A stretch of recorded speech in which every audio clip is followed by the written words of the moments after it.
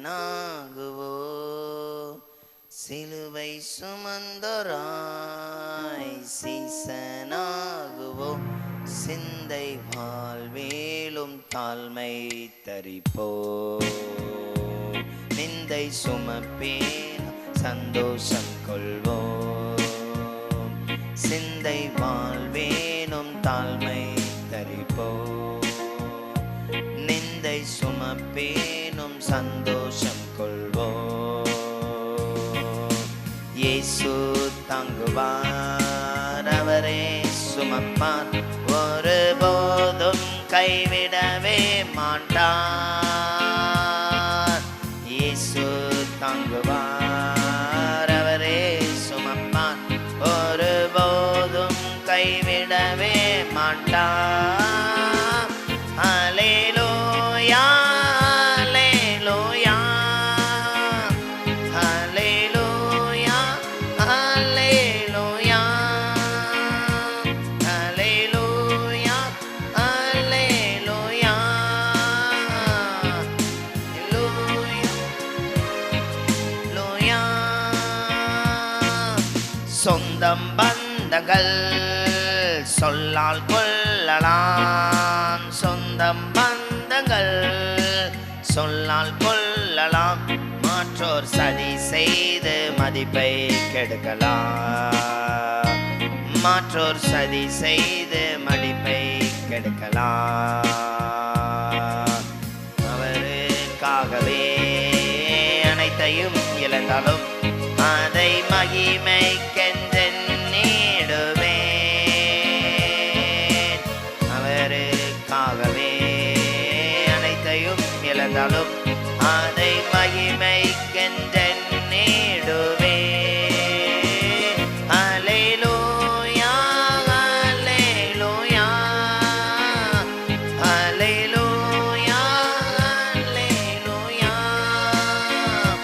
ஹல்லேலூயா ஹல்லேலூயா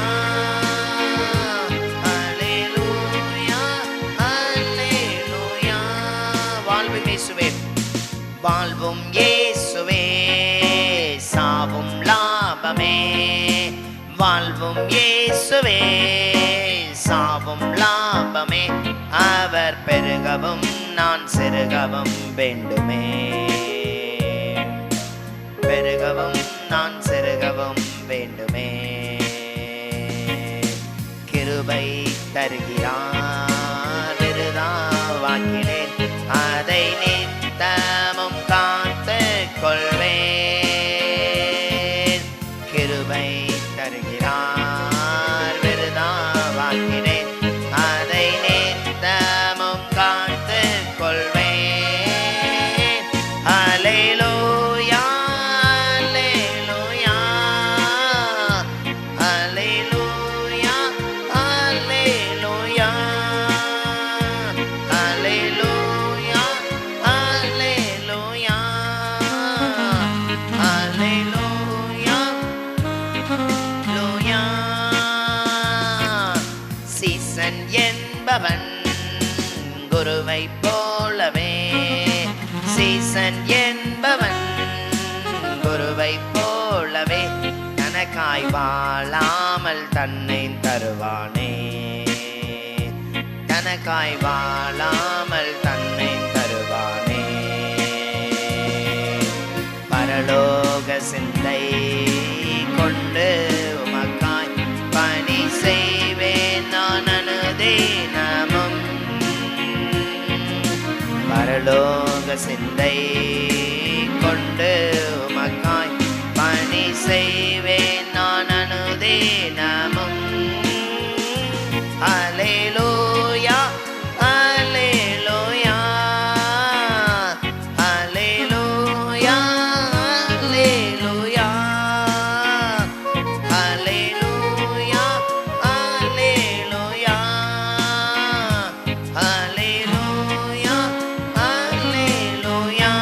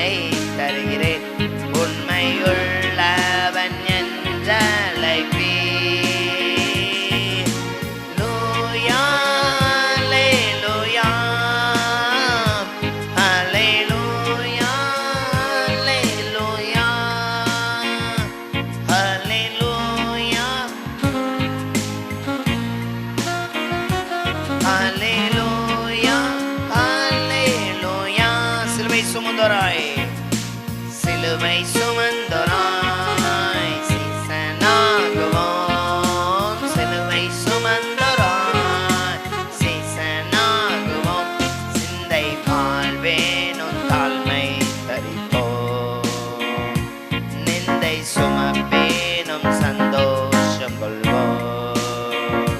சிந்தை வாழ்வேலும் தாழ்மை தரிப்போம். நிந்தை சுமப்பேனும் சந்தோஷம் கொள்வோம். இயேசு தாங்குவார், அவரே சுமப்பான், ஒருபோதும் கைவிடவே மாட்டார். இயேசு தாங்குவார், அவரே சுமப்பான், ஒருபோதும் கைவிடவே மாட்டார். ஹல்லேலூயா, ஹல்லேலூயா, ஹல்லேலூயா, ஹல்லேலூயா, ஹல்லேலூயா, ஹல்லேலூயா, ஹல்லேலூயா. இந்த நாள்லையும் கூடி வந்திருக்கிற யாவருக்கும் ஆண்டவராகிய இயேசுவின் நாமத்தினாலே அன்பின் வாழ்த்துக்கள். கர்த்தர் இந்த நாளில் நமக்கு ஏற்ற வார்த்தைகளை கொடுத்து நம்மை பலப்படுத்துவாராக.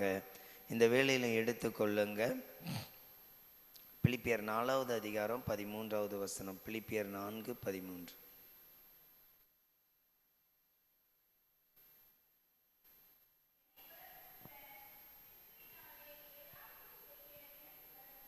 இந்த வேளையில் கூட அந்த வசனங்களை கரங்களை வைத்து நாம் ஜெபிக்கலாம். ஆண்டவரே, உம்மை ஸ்தோத்தரிக்கிறோம். கர்த்தர், இன்றைக்கு நீர் பேச போகிற வார்த்தைகளுக்கு, வல்லமைகளுக்கு நன்றி. ஆண்டவர், எங்களோடு இடைபடும்படி உம்முடைய வார்த்தையினால் எங்களோடு பேசும்படியாய் ஒப்புக் கொடுக்கிறோம்.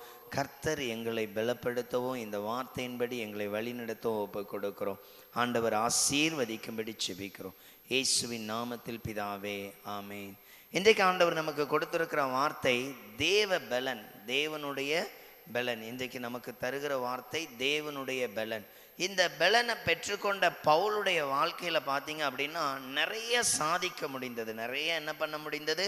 சாதிக்க முடிந்தது. ஊழிய காரியங்கள்ல அவருடைய லைஃப்ல என்ன கிடையாது? தோல்வியே கிடையாது. அவர் ஒரு வியாதிஸ்தருக்கு ஜெபம் பண்ணா வியாதி மாறிடும்.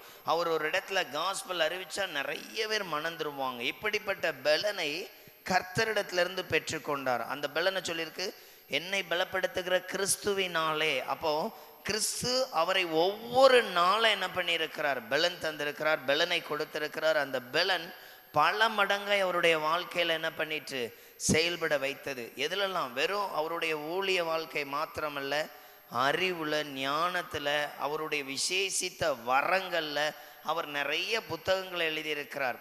அந்த நிருபங்கள்ல எல்லாத்துலேயும் அவர் என்ன பண்ணாரு? கர்த்தர் பலன் உள்ளவராய், ஒரு ஆசீர்வதிக்கப்பட்ட பாத்திரமாய் அவர் என்ன பண்ணியிருக்கிறாரு? வைத்திருக்கிறார். கவனித்துக் கொள்ளுங்க, நம்முடைய வாழ்க்கையிலையும் சில தோல்விகள், சில கஷ்டங்கள், சில சூழ்நிலைகள் வரும்பொழுது சோர்ந்துடுறோம். ஐயோ, இந்த காரியத்துக்கு இவ்வளோ ஜெபம் பண்ணோம், நடக்கலை. இந்த காரியம் நான் எதிர்பார்த்த அளவுக்கு என்ன பண்ணலை, காரியம் வாய்க்கலை. அப்படிங்கும் பொழுது நாம் தளர்ந்து போயிடுறோம். எப்பவுமே கவனிக்கணும், ஒரு மனிதனுக்கு ஜெயத்தை கொடுக்கிற, இல்லை ஒரு மனிதனுக்கு ஜெயத்தை கட்டளை இடுகிற ஒரு காரியத்தை ஆண்டவர் என்ன பண்றார்? வாய்க்க செய்கிறார். ஒரு முறை ஒரு இடத்துல ஒரு நபருக்கு ஒரு பிரச்சனை வந்தது. ஒரு நபர்னால அவருக்கு ஒரு பிரச்சனை வந்தது. அந்த பிரச்சனையை அவரால் என்ன பண்ண முடியல, சமாளிக்க முடியல. ஒரு தேசத்துல நடந்த சம்பவம். இவரும் எங்கெங்கெல்லாமோ போய் பார்த்தாங்க, இவருக்கு எல்லாமே தோல்வி. அடுத்தது இவர் என்ன பண்ணாராம், அந்த பிரச்சனையை ஜெயிக்க என்னவா இருக்கணும்னா நம்ம ஒரு பெரிய ஆளா இருந்தால் தான் என்ன பண்ண முடியும் சொல்லி இந்த பிரச்சனையை அப்படியே வச்சுட்டு 7 வருடம் தொடர்ந்து படிச்சாராம். 7 வருடம். அதுக்கப்புறம் இவர் வயசான காலத்துல படிச்சு அதுக்கப்புறம் என்ன பண்ணாராம், லாயரை மாறினாராம். லாயரை மாறி அந்த கேஸை இவரே எடுத்து என்ன பண்ணாராம், இதுன்னாராம் பண்ணி அந்த கேஸ்ல ஜெயம் எடுத்தாராம். அதாவது ஒரு மனிதனுடைய முயற்சி அவனுடைய சில சூழ்நிலையில உண்டாக்குற தோல்விகளை என்ன பண்ணுது, மாற்றுது. அப்போ இதுல இருக்கிற நம்மளை கவனித்துக் கொள்ளணும். இயேசு நமக்கு நிறைய இடத்துல அற்புதம் செய்கிறவர், நிறைய இடத்துல அற்புதம் செய்கிறவர். அவர் நம்முடைய வெளித்தோற்றத்துல பார்க்க வேணா இந்த காரியம் நடக்காது, இது வாய்க்காது அப்படின்னு சொல்லலாம். இயேசுவால் கூடாத காரியம் ஒன்றுமே இல்லை. இயேசுவால் கூடாத காரியம் ஒன்றுமே இல்லை. அதனால தான் பவுல் சொல்றாரு, என்னை பலப்படுத்துகிற கிறிஸ்துவினால் எல்லாவற்றையும், இதைத்தான் செய்ய முடியும், இவ்வளோ செய்ய முடியும், இவ்வளோ செய்ய முடியாதுல்ல, எல்லாத்தையும் செய்ய எனக்கு என்ன உண்டு? பலன் உண்டு. அவர் ஒவ்வொரு காரியத்தை கர்த்தருடைய சமூகத்தில் போய் ஜெபம் பண்ணார்னா அதை ஜெயத்தோடு என்ன பண்ணுகிறார்? மாற்றுகிறார். அப்போ இதில் இருக்கிற கவனித்து பாருங்க, நாம் ஏன் தோல்விப்பட்டு கொண்டு இருக்கிறோம்? சில காரியங்களில் தோல்வி அடைகிறோம். நல்ல கவனிங்க, நம்ம வாழ்க்கையில் சில குடும்ப வாழ்க்கையிலேயோ பண ரீதியில் சக்ஸஸ் ஆனால் கூட ஸ்பிரிச்சுவல் வாழ்க்கையில் ஒவ்வொரு நாளும் விழுந்தேந்திக்கிற அனுபவம் என்ன பண்ணப்படும்? காணப்படும். இந்த ஒரு வாரம் ஒரு கூட்டத்துக்கு போனோம், ஒரு செய்தியை கேட்டோம், ஒரு பெரிய வல்லமை இருந்தது. ஒரு வாரத்துக்கு தொடர்ந்து பயங்கரமாக ஜெபம், காலையில் எந்திரிச்சிருவோம். இந்த பிரசன்னம் அடுத்த வாரத்தில் அப்படியே கொஞ்சம் குறைய ஆரம்பிக்கும். அடுத்த வாரத்தில் என்ன பண்ண முடியாது? ஒன்றுமே பார்க்க முடியாது. ஏன் இந்த ஆவிக்குரிய வாழ்க்கையில் சில போராட்டம் உண்டாகுது? நல்லா கவனிக்கணும். தேவனை நேசிக்கிற நமக்குள்ள இன்னும் ஆண்டவர் உங்களுக்கு என்ன பண்ணுவார்? கிருபை அளிப்பார். ஒவ்வொன்றையும் ஜெயிக்க என்ன கொடுக்கிறாரு? பலன் கொடுக்கிறவரா இருக்கிறார். அதனால தான் ஆண்டவர் சொல்றாரு, இன்னைக்கு நான் உங்களுக்கு கொடுத்துருக்கிற வார்த்தையை கவனிங்க, என்னுடைய பலனை என்ன பண்ணுங்க? நல்லா கவனிச்சு பாருங்க. சிம்சோனுக்கு கண்ணெல்லாம் பறிக்கப்பட்டு போயிற்று. அவன் அந்த மண்டபத்தில் கட்டப்பட்ட நிலையில் இருக்கிறான். அவனுடைய பக்கத்தில் யார் நிற்கிறா? அவன் எங்கே இருக்கிறான்னு கூட தெரியாது. ஆனால் அங்கே இருக்கிற சத்தத்தை வைத்து ஏதோ ஒரு பெரிய கூட்டத்துக்கு நடுவில் என்ன பண்ணுறேன்? இருக்கிறேன். இப்போ கவனிங்க, அவன் ஒரு ஜெபம் பண்ணுறான், இந்த ஒரு விஷயம் எனக்கு என்ன பண்ணும்? கிருபை அழியும். ஒரு வருஷம் எனக்கு என்ன பண்ணுங்க? பலன் தாங்க. அந்த பலன் வந்த உடனே அவ்வளோ பெரிய, அதை நீங்கள் எனக்கு கவனிச்சிங்கன்னா 1000க்கும் அதிகமான பேர் என்ன பண்ணாங்க? இறந்தாங்க. அப்போ அது எப்படி இருக்கணும்? ஒரு பெரிய மண்டபம் போல் இருக்கணும். நல்லா கவனிச்சு பாருங்க, ஒரு சின்ன வீடையே இடிக்கணும் அப்படின்னா ஜேசிபி கொண்டு வந்து அது சில மணி நேரம் என்ன பண்ணும்? எடுக்கும். அவ்வளோ பெரிய அந்த மண்டபத்தை தகர்க்கணும் அப்படின்னா அவருக்குள்ள எவ்வளோ பலன் ஊற்றப்பட்டிருக்கணும். அது எப்படி ஒரு செகண்ட்ல அந்த பலன் ஊற்றப்பட்டு அதை அப்படியே தரமட்டமாக என்ன பண்ணியிருப்பாரு? தள்ளி அவ்வளோத்தையும் நிலைத்தள்ளி எல்லாரும் இறந்துருப்பாங்க. அப்போ கவனிச்சு பாருங்க, இயேசு கொடுத்த பலன் அவருக்கு ஒரு பெரிய அந்த எதிராளிகள் எல்லாரையும் வீழ்த்தத்தக்க கூடிய ஒரு பலன் என்ன பண்ணிட்டு கிடைச்சிட்டு. அப்போ நம்ம வாழ்க்கையில் வருகிற போராட்டமோ இல்லை ஒரு பிரச்சனையோ பண நெருக்கடியோ ஒரு சமாதான குறைவோ ஜெயம் எடுக்க இயேசு என்ன பண்ணுவார்? பலன் தருவார். ஆனால் நம்மள நிறைய பேருக்கு என்ன உண்டாகிறதில்ல? அதை குறித்து இருக்கிற பலத்த விசுவாசம் எழும்புறதில்ல. இயேசு நமக்கு எல்லா இடத்துலையும் அற்புதம் செய்வார். இயேசு பைபிளில் அதான் நான் அடிக்கடி சொல்லுவேன், உங்களை யாராவது நேசிக்கிறாங்களா அப்படின்னு நீங்கள் கேட்டீங்க, இல்லை நீங்கள் பார்க்குறீங்க அப்படின்னா என்ன சொல்லுவோம்? இன்னாருக்கு என் மேலே கொஞ்சம் அன்பு உண்டு, இன்னாருக்கு என் மேலே கொஞ்சம் பாசம் உண்டு, அவ்வளோதான், வேற யாரையும் சொல்ல முடியாது அப்படின்னு சொல்லி. ஆனால் இயேசுகிட்ட போய் கேட்டால் சொல்லுவார், நான் உங்களை என்ன பண்ணுறேன்? நேசிக்கிறேன். நான் உங்கள் மேலே என்ன பண்ணுறேன்? மிகுந்த அன்பு காட்டுகிறேன். அப்போ இயேசுக்கு என்ன தான் பிடிக்கும்னா நம்மளை தான் என்ன பண்ணும்? பிடிக்கும். அவர் நமக்கு எல்லா நன்மைகளையும் செய்யும்படி, நம்மளை எல்லா இடத்துலையும் பலப்படுத்தி நிறுத்தும்படி அவர் வல்லமை உள்ளவராக இருக்கிறார். அப்போ எவ்வளோக்குள்ள நாம் கிறிஸ்துவின் பலத்தினால் நிரப்பப்படுகிறோம். அதனால தான் சொல்கிறோம், ஒவ்வொரு நாளும் ஜெபம் பண்ணும் பொழுது எப்படியெல்லாம் ஜெபம் பண்ணுங்க? நம்மள பரிசுத்தம் ஜெபம் பண்ணுவோம். ஆண்டவரே என்ன பண்ணுங்க? பரிசுத்தப்படுத்துங்க. இதிலெல்லாம் நான் தப்பு செஞ்சுட்டேன், இதிலெல்லாம் நான் என்ன பண்ணிட்டேன்? குறையா இருக்கிறேன் அப்படின்னு ஜெபம் பண்ணிட்டு சில விண்ணப்பங்களை வச்சுட்டு ஜெபம் முடிச்சிடும். எத்தனை பேர் நான் இருக்கிற இந்த அறை, இந்த என் வீடை பரிசுத்தம் பண்ணுங்க, இந்த வீட்டில் உங்கள் பிரசன்னம் எப்போதும் இருக்கட்டும், வீடை ஒரு சுத்திகரிப்புக்காக ஜெபம் பண்ணுறேன், அப்படி என் வீட்டுடைய பரிசுத்தத்திற்காக ஒரு 1/4 மணி நேரம் ஜெபம் பண்ணுவேன். அவங்க ஒரு அல்லையிலே சொல்லுங்க பார்க்கலாம். நான் சொல்கிற புரியுதா? இப்போ இந்த ஆலயத்தை சொல்கிறோம், இது தேவன் வாசம் செய்கிற இடம். கர்த்தரே சொல்கிறார், மோசே வரும்பொழுது, மோசே நீ நிற்கிற இடம் எப்படிப்பட்ட இடம்? பரிசுத்த பூமி. என்ன பண்ணுவோம்? பாதரட்சியை கலட்டி போடு. அப்போது நம்ம சில கூட்டங்களில் போனால் சொல்லுவோம், என்ன ஒரு மகிமையாக இருந்துச்சு அந்த கூட்டம், அப்படி பிரசன்னமாக இருந்துச்சு. அது காரணம் என்ன? நாங்கள் கன்வென்ஷன் கூட்டம்லாம் நடத்த போகிறதுக்கு முன்னாடி அந்த கூட்டங்கள் அந்த ஸ்தலத்தெல்லாம் ஒப்பு கொடுத்து ஜெபம் பண்ணுவோம். அப்படி குரூப் ப்ரேயர் பண்ணும்பொழுது இப்படியெல்லாம் பண்ணுவோம், ஆண்டவரே அந்த ஸ்தலத்தை என்ன பண்ணுங்க? பரிசுத்தப்படுத்துங்க, அந்த இடத்துல சுத்திகரிப்பை உண்டு பண்ணுங்க, அந்த இடம் தேவ மகிமையினால் என்ன பண்ணணும்? நிரப்பப்படணும். அப்போ அப்படி ஒரு பாட்டு பாடும் பொழுதே அங்கே ஒரு பிரசன்னம் வெளிப்படுகிறத என்ன பண்ண முடியும்? பார்க்க முடியும். அப்போ கவனிச்சு பாருங்க, நம்ம வீட்டுக்குள்ள வெளியிருந்து ஒரு நபர் உள்ள வரும் பொழுது அந்த தேவ மகிமையை காண்றாங்களா? இல்லை. யாராவது விருந்தால் வந்தால் மீன் பொரிச்சா மீன் வாசனை என்ன பண்ணும்? நல்ல மீன் கிடச்சிருக்கு, எங்கே போய் மீன் வாங்கினிய? நல்ல சிலர் என்ன பண்ணுவாங்க? விசாரிக்கிறவங்களா இருப்பாங்க. அதுவே உங்கள் வீட்டுக்குள்ள ஆண்டவருடைய பிரசன்னம் எப்போதும் அது இருந்துச்சு அப்படின்னா சிலர் வந்தோன்னு சொல்லுவாங்க, உன் வீட்டுக்குள்ளே வந்தாலும் ஒரு பெரிய சமாதானத்தை என்ன பண்ண முடியுது, பார்க்க முடியுது. ஆனால் நம்ம வீட்டுக்குள்ளே வந்தாள்கிட்ட சொல்லுவோம், எங்கள் வீட்டுக்கார் இப்போ தான் சண்டை போட்டு போயிருக்காரு. இந்த காரியத்தை சொன்ன ஒரு வார்த்தை என்ன பண்ணலை, கீழ்ப்படியில். வந்திருக்கிற ஆள்கிட்ட 1000 கம்ப்ளைண்ட் சொல்லுவோம். அப்போ இங்கே என்ன இருக்குது, பெரிய போர்க்களம் தான் இருக்க தவிர சமாதானத்தை என்ன பண்ணலை, காணும். வந்திருக்கிற நபர்கிட்ட ஆண்டவரை பற்றியும் ஆண்டவர் செய்கிற நன்மைகளை குறித்தும் ஆண்டவருடைய மகிமை குறித்து பேசினால் அவர்களுக்கு அது இன்னும் பலனாக இருக்கும். மற்றபடி நீங்கள் என்ன காரியத்தை சொல்லுங்க, ஐயோ நாங்கள் புதுசாக இப்போ ஒரு கார் வாங்கியிருக்கிறோம், இந்த கார் இவ்வளோ விலை, லோனா இல்லை ரெடி கேஷில் வாங்கியிருக்கோம், அவன் வயிற்றெரிச்சலில் வந்துட்டு போவான். நம்மளும் கடினமாக தான் உழைக்கிறோம், ஒரு பைக்கை கூட என்ன பண்ண முடியல. அதுவே நீங்கள் ஆண்டவரை பற்றி சொல்லி பாருங்க, அவர்கள் போனேன் 2 வசனம் கொடுத்தா ரொம்ப புதுசாக இருந்துச்சு, கேட்டுட்டு ரொம்ப பலனோடு என்ன பண்ணேன்.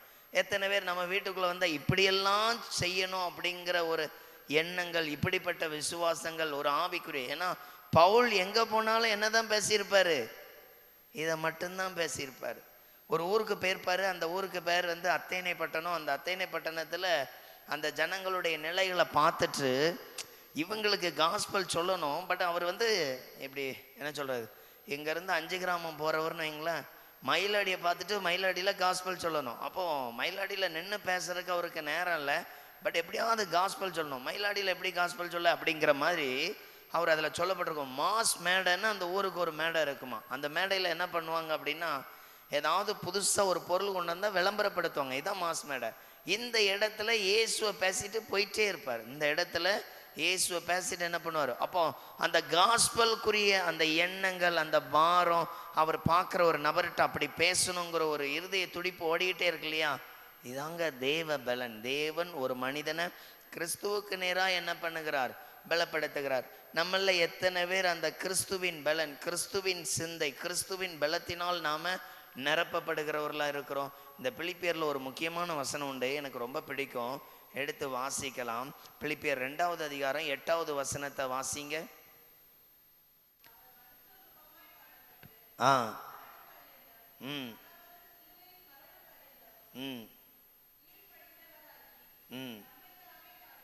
எவ்வளோ பெரிய இந்த பிலிப்பியரில் ரொம்ப பிடிச்ச வசனம் இந்த பிலிப்பியர் 2:8. இந்த வசனத்தை சொல்லியெல்லாம் ஜெபம் பண்ணியிருக்கேன். ஆண்டவரே நீர் எவ்வளவாய் உம்மை தாழ்த்தி, அப்படின்னா எப்படி சொல்றது, எல்லாருக்கும் கீழ்ப்படிந்த இந்த ஒரு குணத்தை நீர் என்ன பண்ணீர், இந்த பூமியில் வாழ்ற நாளில் வைத்திருந்தீரே, இந்த மாதிரி எனக்கு என்ன பண்ணுங்க, தாழ்மையை தாங்க, இந்த மாதிரி என்ன பண்ணுங்க. இந்த வசனத்தை வைத்து ஜெபம் பண்ணது உண்டு. நான் சின்ன பிள்ளைகள் கூட்டத்தில் பிலிப்பியர் 2:8 ஆசீர்வாதத்தை எங்களுக்கு தாங்கன்னு சின்ன பிள்ளைகள் மத்தியில் என்ன பண்ணது உண்டு, ஜெபித்தது உண்டு. ஏன் அந்த ஜெபம் அவ்வளோ ஸ்பெஷல், இந்த வசனம் அதான் நம்மள நிறைய பேர் ஜெபம் பண்ணுவோம். ஆண்டவரே இந்த ஆசீர்வாதத்தை தருவீராக, என்னுடைய நெருக்கத்தை மாற்றுவீராக, எப்படியெல்லாம் ஜெபம் பண்ணுவோம். இது ஒரு ஆவிக்குரிய, ஒரு சாந்தமுள்ள, ஒரு கனியுள்ள பிளஸ்ஸிங் தான் இது. இந்த பிளஸ்ஸிங்கை சொல்லப்பட்டிருக்கு. இந்த இதனால எனக்கு என்ன உண்டாகும் அப்படின்னா, இங்கே சொல்லப்பட்டிருக்கு இல்லையா, அந்த தாழ்மை வந்துட்டாலே கர்த்தருடைய ஆசீர்வாதம் உண்டாகும். அதனால தான் நீதிமொழிகள் எப்படி சொல்லியிருக்கோம், மேன்மைக்கு முன்பாக தாழ்மை. அப்படின்னா தாழ்மை வந்துட்டுனாலே அங்கே என்ன கிடைச்சிருமா, மேன்மை. நம்ம ஆனால் ஆசீர்வாதத்தை எப்படியெல்லாம் சொல்லுவோம், நல்ல வேலை கிடைச்சிட்டா என் வாழ்க்கை எப்படி இருக்கும், நல்லது தான். ஆனால் வேலையில் நாம் முன்னேறுவதற்கும் என்ன தேவையாக இருக்குது, தாழ்மை. தாழ்மை இருக்கிறவன் அநேக நன்மைகளை என்ன பண்ணுவான், பெற்றுக்கொள்வான். அதான் அந்த வசனம் போட்டிருக்கு, மேன்மைக்கு முன்பாக. இயேசு கிறிஸ்து எப்படி இருந்தாரா, அவர் மனுஷ ரூபமாய் காணப்பட்டும் மரண பரியந்தம், அதாவது சிலுவையின் மரண பரியந்தவரும் கீழ்ப்படிந்தவராய் தம்மை தாமே தாழ்த்தினார். அவரே என்ன பண்ணாராம், ஒருத்தன் சொல்லுவான், ஐயா நீங்க எவ்வளவு பெரிய ஆளு, நீங்க கை வச்சா என்னெல்லாம் நடக்குன்னு ஒரு பாராட்டுனா கூட அது பிதாவினுடைய சித்தம். நான் என்ன பண்ணியிருக்கேன், பிதாவினுடைய வேலையை செய்ய வந்திருக்கிறேன்னு தாழ்த்துவாராம். எப்படி இருக்கு பார்த்தீங்களா அந்த கேரக்டர். யாராவது உயர்த்தி பேசினா கூட அவர் தம்மை தாமே என்ன பண்ணுகிறார், தாழ்த்துகிறார். அப்போ கிறிஸ்துவின் பலன் என்றால் இப்படிப்பட்ட தாழ்மை நமக்குள்ள என்ன பண்ணணும், இது நிறைய ஆசீர்வாதத்தை தரும். இது நிறைய இடங்கள்ல இருக்கிற தடைகளை மாற்றும், நிறைய போராட்டங்கள்ல இருந்து ஜெயிக்க என்ன பண்ணும். அதனாலதான் வசனத்தினால் ஒரு மனிதன் பலனடைகிறான். இப்போ கிறிஸ்துவே எங்களுக்கு பலன் தாரும் என்று வெறும் ஜெபிக்கிறதின் மாத்திரமல்ல, வசனங்களை கை கொள்ளுகிறதுனால் ஒரு பெரிய ஆசீர்வாதம் என்ன பண்ணுது, உண்டாகுது. அதைத்தான் அங்கே போட்டிருக்கு, தம்மை தாமே என்ன பண்ணினார், தாழ்த்தினார். அப்ப இந்த தாழ்மை ஒரு பெரிய பிளஸ்ஸிங் உங்களுக்கு என்ன பண்ணுகிறது, கொடுக்கிறது. அப்போ நல்லா கவனிச்சு பாருங்க. இன்னைக்கு சில கவலை இருக்குதா, சில போராட்டம் இருக்குதா, சில சூழ்நிலையில உங்களால முடியலையா, ஜெப வேளையில தாழ்த்துங்க. ஜெபம் பண்ணும் பொழுதே இப்படி சொல்லுங்க, ஆண்டவரே என்னால இதை செஞ்சுக்கிட முடியாது, நீர் என்ன பண்ணும், ஆசீர்வதியும். இந்த காரியம் என்னுடைய வருமானத்துல இந்த மாதத்தை என்னால கடந்து போக முடியாது, அவ்வளோ பண நெருக்கடி இருக்கிறேன், எனக்கு உதவி செய்யுங்க, என்னால முடியவே முடியாது. எதெல்லாம் இயேசுகிட்ட போய் என்னால முடியாதுன்னு சொல்றீங்களோ அதெல்லாம் அவர் காரியத்தை வாய்க்க பண்ணுவார். அல்லேலூயா. தேவன் அந்த காரியத்தை நேர்த்தியாய், ஏன்னா நீங்க முடியாதுன்னு சொன்ன உடனே அவர் வேலையை தொடங்கி விடுவார். அல்லேலூயா. பைபிள் அப்படிதான் இருக்கும். சில இடங்கள்ல அவங்க எப்பெல்லாம் முடியாதுன்னு சொல்றாங்களோ அங்கெல்லாம் கர்த்தர் என்ன பண்ணுவார், அற்புதம் செய்வார். நீங்க பைபிள்ல பார்த்தீங்க அப்படின்னா, பிள்ளை சாகிறத என்னால் பார்க்க முடியாது அப்படின்னு சொல்லிட்டு ஆகார் போய் அழுவா. அங்க பிள்ளைக்கு என்ன பண்ணுவார், ஒரு மாற்றத்தை கொடுப்பார். பிள்ளைக்கு ஜீவன் தப்பும்படியாக அதில் நீரோடைய பார்க்கத்தக்கதான் என்ன பண்ணுவார், செய்வார். அப்போ என்ன அர்த்தம், முடியலன்னு சொன்ன ஒரு நபருக்கு என்ன பண்றார், அண்ணால் போய் ஜோம் பண்ணுவா. எப்படி ஜோம் பண்ணுவா தெரியுமா, எல்லா பாரத்தையும் ஊற்றி இனிமேல் இதுக்கு மேல தாண்டி என்ன பண்ண முடியாது, அளவே முடியும், அந்த அளவுக்கு ஜெபம் பண்ணுவான். அதுக்கப்புறம் ஆண்டவர் அதில் போட்டிருப்பார், கர்த்தர் அன்னாளை நினைத்தருளினார். எப்போ ஒரு மனிதன் சூழ்நிலையில தேவ பாதத்துல முடியாதுன்னு போய் நிற்கிறானோ அவனுக்கு ஆண்டவர் என்ன பண்றாரு, கிருபை அளிக்கிறார். அப்ப உங்களை கவனிச்சு பாருங்க. பைபிள்ல சங்கீதம் 136 அதனுடைய 23வது வசனத்தை வாசிங்க. சங்கீதம் 136 23 நமக்கு தெரிந்த ஒரு வசனம். நம்முடைய தாழ்வில் நம்மை நினைத்தவரை துதியுங்கள், அவர் கிருபை என்றும் உள்ளது. இந்த வார்த்தையை கவனிச்சு பாருங்க. நம்முடைய தாழ்வில் அப்படின்னு என்ன அர்த்தம், நான் எப்பெல்லாம் இயேசுடைய சமூகத்துல போய் ஆண்டவரே இதுக்கு எனக்கு முடியல, இந்த காரியத்துல எனக்கு என்ன பண்ணுங்க, கிருபை தாங்க, இதுல என்ன எப்படியாவது ஆசீர்வதிங்கன்னு சொல்லி ஆண்டவருடைய சமூகத்துல போய் நின்னா அப்ப என்ன பண்றாராம், நினைத்தார், என்னை நினைத்தார் அப்படின்னு என்ன அர்த்தம், எனக்கு என்னென்ன தேவையோ எல்லாத்தையும் என்ன பண்றாரு, வாய்க்க செய்கிறார். எல்லாத்தையும் என்ன பண்றார், வாய்க்க செய்கிறார். அப்ப இந்த தேவன் ஒரு நன்மையும் குறைபடாதபடி உங்களை என்ன பண்ணுவாரு, ஆசீர்வதிப்பார். இந்த தேவன் இந்த வசனத்தை நிறைய இடத்துல பார்த்துருப்பீங்க, நிறைய போர்டெல்லாம் பார்த்துருப்பீங்க. நம்முடைய தாழ்வில் நம்மை நினைத்தவரை துதியுங்கள், அவர் கிருபை என்றும் உள்ளது அப்படின்னு என்ன அர்த்தம், நம்ம வாழ்க்கையில நம்ம தாழ்மை அந்த தேவ சமூகத்துல நம்மளை தாழ்த்தும் பொழுது. அடுத்தது இந்த வசனத்துக்கு இன்னொரு அர்த்தம் உண்டு. எல்லாரால் புறக்கணிக்கப்பட்டு நீ எதுக்குமே லாக்கில்லன்னு சொல்லும் பொழுதும் ஆண்டவர் நம்மளை நினைப்பாராம். எதுக்குமே நீ என்ன பண்ண முடியாது, பயன்பட முடியாது, உன்னை வச்சு புரோஜனமே இல்லைன்னு சொல்லும் பொழுதும் ஆண்டவர் நம்மளை என்ன பண்றாராம், நினைக்கிறாராம். அவர் நினைச்சிட்டா என்ன உண்டாகும், அங்க சொல்லப்பட்டிருக்கு, அன்னாளை நினைத்தருளினார், அன்னாளுடைய பிள்ளை தான் முதல் பெயர் சபா வரையும் சாமுவேல் கர்த்தருடைய தீர்க்கதரிசி தான் என்று பேர் விளங்கத்தக்கதா என்ன உண்டாயிற்று, ஒரு பெரிய பிளஸ்ஸிங். அப்ப கவனிச்சு பாருங்க, எவ்வளோ பெரிய ஆசீர்வாதத்தை ஆண்டவர் கொடுத்திருக்கிறார். அப்போ நம்ம வாழ்க்கையில எப்படியெல்லாம் ஜெபிக்கிற அனுபவம் இருக்கணும்னா, வெறும் தேவைகள் அப்படியெல்லாம் இல்லை, நம்மளை தாழ்த்துற நிலையில இருக்கணும். நமக்கு யாருமே உதவி செய்யலை, உங்களை தவிர என்னை மீட்டெடுக்க யாருமே இல்லைன்னு இயேசுவை சார்ந்திருக்கிற அனுபவங்கள் இருக்கும் பொழுது நிறைய மாற்றத்தை என்ன பண்ணுவோம், பார்ப்போம். ஏன்னா வசனம் சொல்லியிருக்கு, அவர் நமக்கு பலன் கொடுக்கிறவர். அவர் ரத்தம் சிந்தினதே நம்முடைய மீட்புக்காக, நம்முடைய விடுதலைக்காக. மீட்பு என்பது வெறும் பாவத்திலிருந்து மாத்திரம் மீட்பல்ல, ஒருவனுடைய பண நெருக்கடியிலிருந்து இயேசு மீட்பார், ஒருவனுடைய குடும்ப சூழ்நிலையில போராட்டத்துக்குள்ள இருக்கிற பிள்ளைகளை மீட்பார், ஒருவனுடைய குடும்ப வாழ்க்கையில அவனால வாழ முடியல, சமாளிக்க முடியலங்கிற காரியத்துல கூட அந்த நபரை ஆண்டவர் என்ன பண்றாரு, மீட்கிறவராய் இருக்கிறார். அதுதான் தேவன் கொடுக்கிற என்னது, பலன். நிறைய வீட்டுல குடும்பத்துல சண்டை போடுவாங்க, கணவனோ மனைவியோ இல்லை பிள்ளைகளுக்குள்ளேயோ ஒரு சண்டை, ஒரு போராட்டம் என்ன பண்ணும், காணப்படும். இது இயல்பாக இருக்கும், இயல்பாக நிறைய வீடுகளில் வரும். சில வீடுகளில் பார்த்தீங்கன்னா சண்டை போட்டவரும் பேசவே மாட்டாங்க, அப்படி என்ன பண்ணுவாங்க, கடினமாக இருப்பாங்க. அப்போது இப்படியெல்லாம் ஒரு கேரக்டர் மாறுது அப்படின்னா அந்த நபர் முதல்ல என்ன ஆயிட்டார் அப்படின்னா, அவருக்கு குடும்பத்தில் இருக்கிற ஒரு நபரோடு தாழ்ந்து போக தெரியல. புரியுது உங்களுக்கு? வீட்டுக்குள்ளே 2 பேர் இருக்கிறாங்க, 2 பேருக்குள்ள ஒரு சண்டை அதில் அவங்க கோவத்தில் எரிச்சல்ல 2 நாள் 3 நாள் அதில் என்ன உண்டாகலையாம், தாழ்மை உண்டாகலையாம். சர்ச்சில் கைப்பிடிச்சு கொடுக்கும் பொழுது எப்படி சொல்லுவாங்க,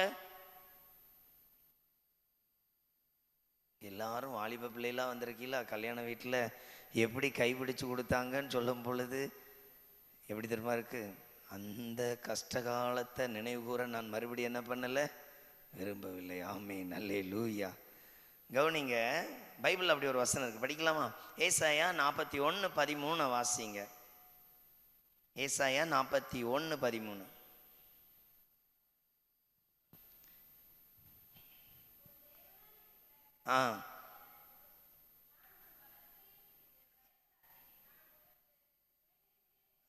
இதே போல தான் வலது கையை பிடிச்சு என்ன பண்ணியிருப்பவ, கொடுத்துருப்பவ. இந்த வலது கையை பிடிச்சு துணை நிற்கிறேன், கஷ்டம், நெருக்கம், பாடு, துக்கம், வேதனை எல்லாத்துலேயும்.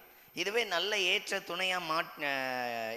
துணையாக அந்த பிள்ளைக்கு அந்த கணவன் அமைந்து விட்டால் சிலர் சொல்லுவாங்க, நல்ல ஒரு ஹஸ்பண்ட், நல்ல ஒரு கணவர் கிடைத்திருக்கிறார் அப்படின்னு. ஆனால் ஆண்டவர் இதே போல் சொல்கிறாரு, நான் உனக்கு ஏற்ற துணையாக என்ன பண்ணுறேன், நான் துணை நிற்கிறேன். இயேசுடைய துணை எப்படி இருக்கும்? எப்படி அந்த மணவாளனை மணவாட்டி கை கொடுத்த அந்த வலது கையை பிடித்தது போல வசனத்தில் ஆண்டவர் சொல்றாரு, நீ என்னுடைய மணவாட்டி. நம்மளாம் யாரா இருக்கிறோம்? பைபிள் வசனத்தின்படி ஆண்டவருடைய மணவாட்டி. அவர் நம்முடைய மணவாளனாய் இருக்கிறார். ஒரு நாள் இயேசு மத்திய வானத்துல வரும்பொழுது இந்த மணவாளனுடைய வார்த்தைகள்ல நல்ல ஐக்கியம் இருந்தால் அந்த மணவாளனோடு இந்த மணவாட்டி என்ன பண்ணப்படுவாள், எடுத்து கொள்ளப்படுவாள். அப்ப கவனிச்சு பாருங்க, நாம் எத்தனை வேளைகளில் இயேசுவை சரியான துணையாய் வைத்திருக்கிறோம். துணை என்னன்னு தெரியுமா? என் கஷ்டத்தை என் துணைகிட்ட ஷேர் பண்ணிக்கிறது, என்னுடைய தேவைகளை என்னுடைய துணைகிட்ட ஷேர் பண்ணிக்கிறது, என்னுடைய குழப்பங்களுக்கு என்னுடைய துணைகிட்ட நல்ல ஆலோசனை கேட்கறது. ஆண்டவர் அப்படிதான் சொல்றார், நான் உனக்கு என்னவா இருக்கிறேன், துணையா இருக்கிறேன். நல்லா கவனிச்சு பாருங்க, ஒரு சக்க மரத்துல அந்த மிளகு கொடியை படத்தி விடுவாங்க. ஏன் அப்படி படத்தி விடுறாங்க? அது வேற ஏதாவது மரத்துல படத்தி விடலாம அப்படின்னா, சக்க மரம் கொஞ்ச காலத்துக்கு என்ன பண்ணும், அப்படியே நிற்கும். அதை அவ்வளோ சீக்கிரத்தில் என்ன பண்ண மாட்டாங்க, எடுக்க மாட்டாங்க. அடுத்தது அதே போல் பாருங்க, அந்த மிளகு கொடியை வேற சில, அதாவது நீண்ட காலம் இருக்கிற ஒரு மரத்தில் என்ன பண்ணுவாங்க, ஜாயின் பண்ணி விடுவாங்க. அதே ஒரு வாழை மரத்துலையோ முருங்கை மரத்துலையோ என்ன பண்ண மாட்டாங்க. ஏன்னா அதுக்கு என்ன கிடையாது. அப்போ நம்முடைய வாழ்க்கை பைபிளில் சொல்லப்பட்டிருக்கு, யோவான் 15வது அதிகாரத்தில், நீங்கள் என்னோடு இணைந்திருக்கிற என்னது, கொடிகள், திராட்சை கொடிகள். இந்த கொடியை அவர் சுத்தம் பண்ணுவாராம். அப்ப நம்ம வாழ்க்கையில் அப்படியெல்லாம் இருக்கணும். என் வாழ்க்கையில இருக்கிற குறைகளை மாற்றுங்க, தடைகளை மாற்றுங்க, ஆசீர்வாத தடைகளை மாற்றுங்க, என்கிட்ட இருக்கிற ஜெப குறைகளை மாற்றுங்க. நீர் எனக்கு துணை அல்லவா, நீர் என் வீட்டில் இரவும் பகலும் ஓயாமல் என்னோடு என்ன பண்ணுங்க, இருங்க ஏசப்பா. அப்படி ஒருவனுடைய வாழ்க்கையில ஆண்டவருடைய வழிநடத்துதல் இருந்தா எவ்வளவு ஆசீர்வாதமா இருக்கும். கவனிச்சு பாருங்க, அதான் சொல்லப்பட்டிருக்கு அந்த வார்த்தை, நான் உனக்கு என்ன பண்றேன், துணை நிற்கிறேன். எத்தனை பேர் இயேசுவ மணவாளனா வச்சிருக்கிறீங்க? அவங்க ஒரு அல்லேலூயா சொல்லுங்க பார்க்கலாம். நான் சொன்னேன் இல்லையா? அப்படின்னா என்ன வரலன்னா ஒரு ஒற்றுமை இல்லை. என்ன இல்லை?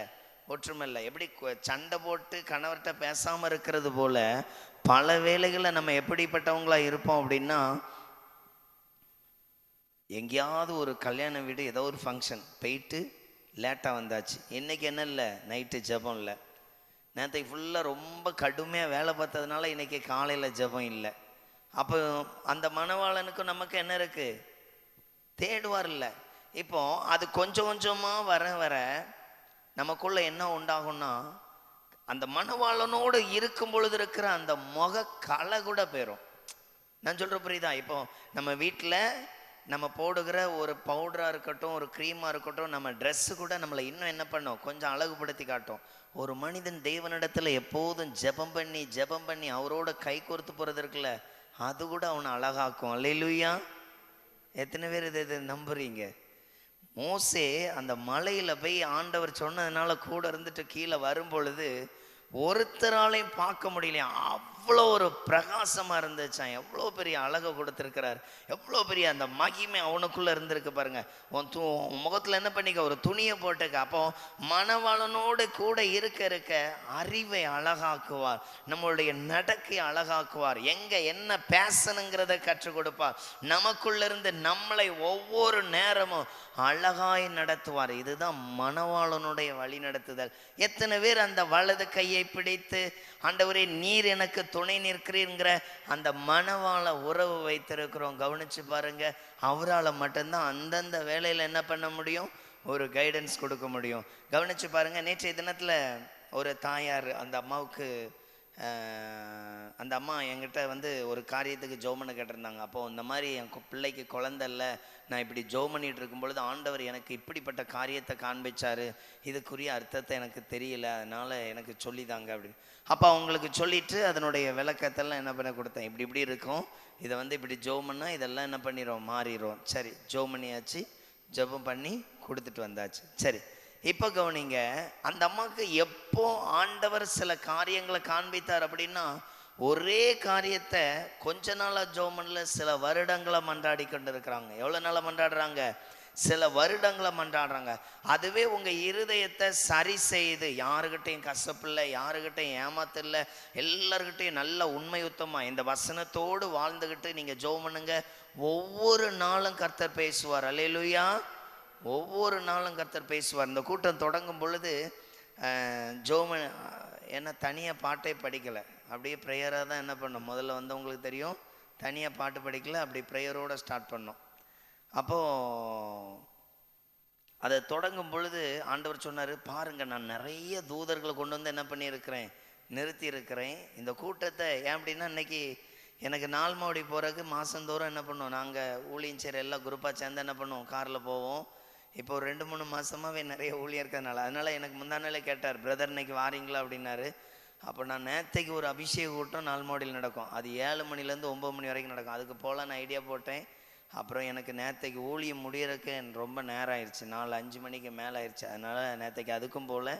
இன்றைக்கி இப்படி மீட்டிங் இருக்கிறதுனால சொன்னேன். அப்போது இன்றைக்கி இங்கே வந்துட்டு வெறுமையாக ஒரு கூட்டம் நார்மலாக நடத்தினா எப்படி இருக்கும் தெரியுமா, ரொம்ப கஷ்டமாக இருக்கும். சார் இன்றைக்கி கூட்டம் என்ன பண்ணோம், ஒரு ப்ரெசன்ஸே இல்லையே அப்படின்னு. அப்போ நான் கூட்டத்துக்குள்ளே நான் ஒரு 9:50க்கு வந்தேன். 9:50க்கு வந்தேன். தம்பி அப்போ தான் 9 மணிக்கே வந்துட்டார். 9 மணிக்கே என்ன பண்ணிட்டார், வந்துட்டார். அப்போ நான் வந்துட்டு இதில் இருக்கும் பொழுது அந்த பாட்டு இதெல்லாம் எப்படி தொடங்கணும், எப்படி நடத்தணும் அப்படின்னு விரும்பும் பொழுது ஆண்டவர் சொன்னார், இப்படியெல்லாம் என்ன பண்ணு, இதை ஆயத்தப்படுத்த பார், நான் நிறைய தூதர்களை என்ன பண்ணியிருக்கிறேன். அப்போ ஆண்டவர் நம்மளோட பேசுகிறாரு, நம்மளை நல்ல உற்சாகப்படுத்துகிறார். தேவன் வெறுமையா உங்க வியாதியை மற்றும் மற்றவர்ல சகலத்திலும் அவர் என்ன பண்றவர், நன்மை செய்கிறவர். நாம் எதிர்பார்க்கறதுக்கு மேல இயேசுவால் அற்புதம் செய்ய முடியும். நான் எதிர்பார்க்கறதுக்கு மேல. அப்ப எத்தனை பேரு ஆண்டவருடைய அன்பை, ஆண்டவருடைய நன்மையை, ஆண்டவருடைய அற்புதத்தை பெற்றுக்கொள்கிறவர்களா இருக்கிறீங்க. அந்த வசனம் போட்டு பார்த்தீங்களா, அவர் நம்முடைய வலது கையை பிடித்து நான் உனக்கு என்ன பண்றேன், துணை நிற்கிறேன். இயேசு துணையா இருந்தா எப்படி இருக்கும், அதை கற்பனை பண்ணி பாருங்க. அப்பா அவ்வளோ அழகா இருக்கும். உங்க வீட்டுக்குள்ள நீங்க போறீங்க, ஜெபம் பண்ண போறதுக்கு முன்னாடி என்ன பண்ணுவாரு, நீங்க உட்கார்ந்தோன்னு சொல்லுவார், முதல்ல இந்த பாட்டை பாடு, நம்ம இருதயத்துல பேசுவார். அடுத்தது இந்த பாட்டை பாடு, சரி நீ முழங்கால போட்டு என்ன பண்ணு, ஜெபம் பண்ணு. எப்படி இந்த மாதிரிலாம் லீட் பண்ணா அந்த வீட்டுக்குள்ள நடக்கிற அந்த ஜெப பிரசன்னம் எவ்வளோ அழகா இருக்கும் யோசிச்சு பாருங்க. நம்மள எத்தனை பேர் அப்படி நேரம் கொடுக்குறோம். உண்மையிலே இன்னைக்கு வந்து நைட்டு நீங்கள் வீட்டில் ஜெபம் பண்ணுறீங்க, 11 மணிக்கு ஜெபம் முடிக்கணும். ஆண்டவர்கிட்ட சொல்கிறேன், இன்னொரு 1/4 மணி நேரம் ஜெபிக்க எனக்கு பலன் தாங்க.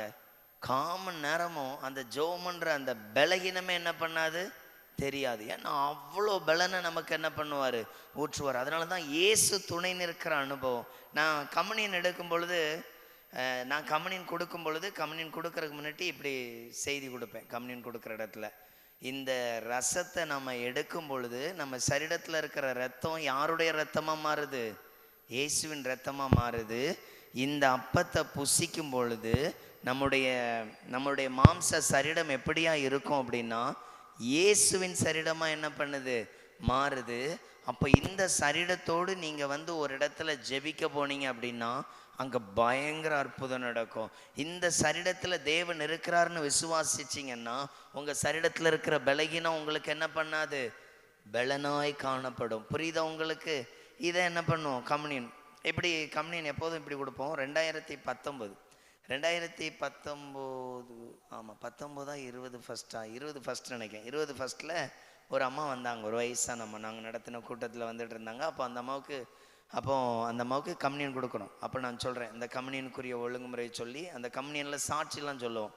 நான் என் சகோதரிடத்திலும் எல்லா அயலாரிடத்திலும் நான் எப்படி இருக்கிறேன், மன உறவிலும் கசப்பில்லாமல் அன்போடு இருக்கிறேன் சொல்லிட்டு தான். அந்த அன்பு இல்லைன்னா என்ன பண்ணக்கூடாது, கம்யூனியன் எடுக்கக்கூடாது இப்படி சொல்லி இதை அறிக்கையிடணும். சபைக்கு நடுவே என்ன பண்ணணும்? அறிக்கையிடணும். அறிக்கையிட்டு தான் இந்த கம்யூனியனை எடுக்கணும். இது ரூல்ஸ். அப்போது இதெல்லாம் சொல்லிட்டு அந்த அம்மா ரூல்ஸ் அதை எடுக்குது. அந்த அம்மாவுக்கு அன்னையிலேருந்து ஒரு பெரிய பலன். இன்ன வரைக்கும் எங்கள் ஜபக்குழுக்கள் என்ன பண்ணுறாங்க இருக்கிறாங்க. அந்த அம்மா சொல்லுவாங்க, அதாவது இனி நான் சர்ச்சுக்கு போவேனா, ஏன்னா படுக்கை ஆயிட்டாங்க, இனி சர்ச்சுக்கு போவேனான்னு இருந்துச்சு. எப்படியோ நடந்து இந்த கூட்டத்தில் வந்து என்ன பண்ண இதுன்னு நான் இவ்வளோ நாள் இருக்கிறேன்னு அன்னைக்கு எடுத்த திருவிருந்து என்ன பண்ணிடுச்சு, என் வாழ்க்கையில் மீண்டும் கொஞ்சம் வருஷத்தை என்ன பண்ணிடுச்சு. அப்போ தேவனுடைய உறவு, தேவனோடு இருக்கிற ஐக்கியம். ஒருவேளை இப்படியெல்லாம் சாட்சி சொல்லி திருவிருந்து எடுக்கணும்னா உங்களில் எத்தனை பேர் எடுக்க ஆயத்தமாக இருக்கியா? அவங்க ஒரு அல்லையிலேயே சொல்லுங்க பார்க்கலாம். நான் சொல்கிற புரிஞ்சிச்சா? அந்த திருவிருந்து எடுக்கும் முன்பாக இப்படி ஒரு என்ன பண்ணணும்? அறிக்கையிடணும். நான் என்னுடைய அயலாரிடத்திலும் என் சகோதரிடத்திலும் என் குடும்பத்திலும் எப்படி இருக்கிறேன்? மன உறவில் கரெக்டாக இருக்கிறேன். அதாவது வெளி தோற்றமல்ல, என் மன ரீதியாகவும் நான் என்ன பண்ணுறேன்? வெளி தோற்றமாக எல்லாரும் அப்படி தான் இருப்பிய, அம்மா அக்கா பெரியப்பா சித்தி சித்தப்பான்னு ரொம்ப ஐக்கியமாக குழஞ்சிருவோம். ஆனால் மன ரீதியாக இப்படி தான் இருப்போம். ஏசு நம்ம இடத்துல மன ரீதியாக அதான் சொல்லியிருக்கார்ல, என்னை நீ ஜெபம் பண்ணும்பொழுது எப்படி தேடு, உன் இருதயத்தின் ஆழத்துலேருந்து என்னென்ன பண்ணு தேடு. நம்மள எத்தனை பேர் அப்படி ஒரு நல்ல அன்பு எல்லாரிடத்துல இருக்கும் மன ரீதியாக. அதனால தான் வெளி தோற்றத்தில் எல்லார்ட்டையும் பல்ல காட்டிடலாம், வெளி தோற்றத்தில் எல்லாரையும் சிரிச்சிடலாம், கை கொடுத்துடலாம். மன ரீதியான உறவு இருக்கு இல்லையா, இந்த உறவை இயேசுள்ள இருந்தால் தான் ப்ராசஸ் பண்ண முடியும். அந்த ஐக்கியத்தை கூட ஆண்டவர் தான் தர முடியும். அந்த இருதயம் சில வேளைகளில் வெளி தோற்றத்தில் சிரித்தாலும் இருதயம் சில வேளைகளில் கவலைப்படும், சில வேளைகளில் கோவப்படும், சில வேளைகளில் தள்ளி இருக்கிறது நல்லதுன்னு சொல்லும். ஆனால் இதெல்லாம் தாண்டி அதான் இயேசு ஒரு இடத்துல சொல்லுவார், வாங்க அந்த கிராமத்துக்கு போவோம். உடனே கூட இருக்க சீசர் ஒருத்தன் சொல்லுவான், நேத்தைக்கு தானே கல்லதிக்கு அடிக்க வந்தாங்க, மறுபடியும் அதே ஊரில் போய் அடி வங்கியா போகிறது, அது நேத்தைக்கு முடிஞ்சு போச்சு. நம்ம ஒரு வேளை போகலன்னா நம்ம கசப்போடு இருந்தது போல இருக்கும். இன்னைக்கு என்ன பண்ணிடலாம்? போய் அங்கே ஒரு அட்டனை போட்டுடலாம். எப்படி ஆண்டவர் செயல்பட்டு இருக்கிறார். ஆனால் நம்மகிட்ட இன்னும் என்ன வரல. அதனால தான் ஆண்டவர் துணை நிற்கிற உறவு இருந்தால் இவ்வண்ணமான ஒரு கேரக்டர் இருதயம் நமக்குள்ள என்ன பண்ணும்? வரும். மூணாவது ஒரு காரியத்தை பார்க்கலாம். இதெல்லாமே ஒரு வாக்குத்தத்த வசனம் தான். யோவான் 14வது அதிகாரம் 14வது வசனம் வாசிங்க. நம்ம இனி தொடர்ந்து நம்ம ஜெபம் பண்ணலாம். என் நாமத்திலே நீங்கள் எதை கேட்டாலும் அதை என்ன பண்ணுவேன்? செய்வேன். இயேசு நம்மளோடு மணவாளனாய் வந்து விட்டால் உங்களுடைய ஒவ்வொரு ஜெபங்களுக்கும் இயேசு என்ன பண்ணுவார்? பதில் தருவார். நம்மகிட்ட மணவாளனாகவே இயேசு இல்லை அப்படின்னா அவருடைய நாமத்துல எதை கேட்டாலும் நம்மளால என்ன பண்ண முடியாது? சுதந்திரிக்க முடியாது. அப்ப கவனிச்சு பாருங்க, மணவாளனாய் இருக்கிற ஒரு அனுபவம், மணவாளனாய் காணப்படுகிற ஒரு அனுபவத்துல தான் என் நாமத்திலே. அதனாலதான் பாருங்க, சைன் போடும் பொழுது திருமணம் முடிந்த பின்பு யாருடைய அந்த இன்சில வைப்போம்னா என்ன வைப்போம்? அவங்களுடைய கணவர். சில வீட்டில் சிலவங்க பேர் கூட கணவருடைய பேரை சேர்த்தே என்ன பண்ணியிருப்பாங்க? அவங்க பேர். சில ஊழியக்காரங்களுடைய ஒய்ஃபு மெசேஜ் கொடுக்க வர்றாங்கன்னா ஊழியக்காரங்களுடைய பேரையும் சேர்த்து தான் என்ன பண்ணியிருப்பாங்க? அந்த மெசேஜில் என்ன பண்ணியிருப்பாங்க? எழுதியிருப்பாங்க. அப்போ எனக்கு தெரிஞ்ச ஒரு மிஷினரி உண்டு. அந்த மிஷினரி அந்த ஸ்தாபன தலைவருடைய ஒய்ஃப் பார்த்தீங்க அப்படின்னா அவங்க பேர் எழுதும் பொழுது அந்த மிஷினரி பேர் அந்த தலைவர் பேரை போட்டு அவங்க என்ன பண்ணியிருப்பாங்க? அப்படி இணைச்சு போட்டிருப்பாங்க. அப்போ பார்த்தீங்களா, ஒரு இணைப்பு இருக்குது. இந்த பேரை சேர்ந்து போடும் பொழுது என்ன உண்டாகுது? அவங்க தனியாள் இல்லை. புரியுது உங்களுக்கு? இப்போ நம்ம எங்கேயாவது போய் பயந்தோன்னா நம்ம ஏன் பயப்படுறோம்? தனியாள். இயேசு உள்ள இருந்துட்டான் எல்லா இடத்துலையும் அந்த தைரியம் இருக்கும், அந்த விசுவாசம் இருக்கும். அதைத்தான் ஆண்டவர் சொல்கிறேன், என் நாமத்தில் நீ எதை கேட்டாலும் என்ன பண்ணுவேன்? தருவேன். சரி, எப்படி தருவார்? நம்ம கேட்குற ஒரு காரியம் என்ன? நம்ம வாடகை வீட்டில் இருக்கோம், ஒரு வீடு வேணும், அதுக்கேற்ற எந்த வசதியும் இல்லை. கேட்குறேன், ஆண்டவரே எனக்கு ஒரு வீடு என்ன பண்ணுங்க தாங்க. இல்லைன்னா நான் ஒரு சின்ன வீட்டில் இருக்கிறேன், எனக்கு இந்த வீடு சரியான வசதியாக இல்லை, எனக்கு ஒரு நல்ல பெரிய வீடை தாங்க அப்படின்னு கேட்குறேன். ஆண்டவரே நீங்கள் சொல்லியிருக்கீங்களா உங்கள் நாமத்தில் கேட்டான். இப்போ சிலர் சொல்கிறாங்க, இனி உங்கள் வீட்டில் வீடு கட்டுறதுக்கு என்ன இல்லை, வாய்ப்பு இல்லை, அடுத்தடுத்த செலவுகள் நிறையா இருக்குது.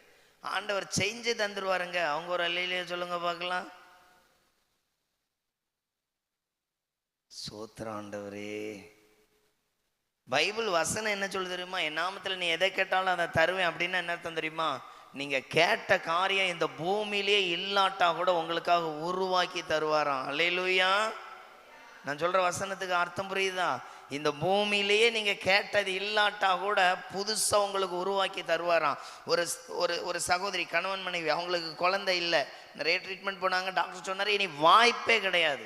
இவர்கள் ஜெபம் பண்றாங்க, 10 வருஷம் கழிச்சு மறுபடியும் குழந்தை. 10 வருஷம் கழிச்சு என்னது, நார்மலா கன்சீவ் ஆகி அழகான ஒரு பெண் குழந்தை. ஆண்டவர், டாக்டர் சொன்னாங்க முடிஞ்சிட்டுவோம், சரீரத்தின் பலன் முடிஞ்சிட்டு. ஆண்டவர் கொடுக்குறாரு, எப்பா அது இல்லவே இல்லைன்னா உனக்காக நான் என்ன பண்ணுவேன், புதுசா உருவாக்கி தருவேன். அதான் அந்த வசனம், என் நாமத்தில் எதை கேட்டாலும் அதை என்ன பண்ணுவேன், நான் செய்வேன். பேதுருவும் யோவானும் ஒரு சப்பானியை பிடிச்சிட்டு சொல்றாங்க, என்ன இயேசு கிறிஸ்துவின் நாமத்தினால என்ன பண்ண, எழுந்து நட. அவன் கால் உருவாக்கப்பட்டது. அல்லேலூயா. அந்த காலை பாருங்க, அவன் பிறக்கிற அந்த அந்த யூட்ரஸ்ல உருவாக வேண்டிய அந்த காலை 40 வருஷம் கழிச்சு கர்த்தர் உருவாக்கினார். இயேசு என்கிற நாமத்துக்கு அவ்வளோ வல்லமை உண்டு. பேதுருவும் யோவானும் நல்ல ஒரு மணவாளனை வைத்திருந்தபடியால் அந்த ஆசீர்வாதம் உண்டானது. புரியுதா உங்களுக்கு?